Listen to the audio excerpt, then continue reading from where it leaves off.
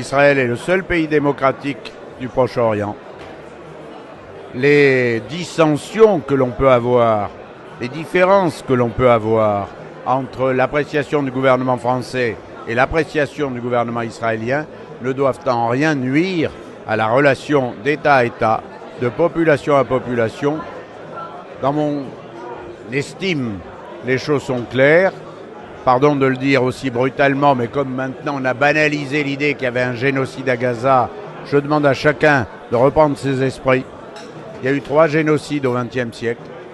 Le génocide arménien, la Shoah et le génocide des Tutsis au Rwanda. Dans les 3 cas, ce sont des gens qui ont massacré les autres du simple fait de leur existence. Pas parce qu'ils ont été agressés, pas parce qu'ils ont été attaqués. Et on les a massacrés pour ce qu'ils étaient.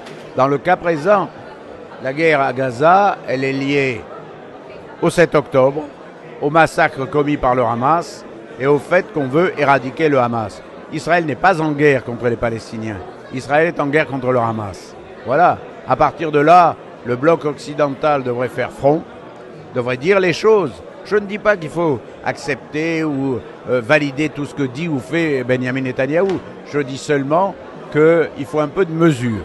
Et en tout cas, quand on est président de la République, il faut d'autant plus de mesure qu'avec l'explosion des actes antisémites en France, c'est pas la peine d'en rajouter.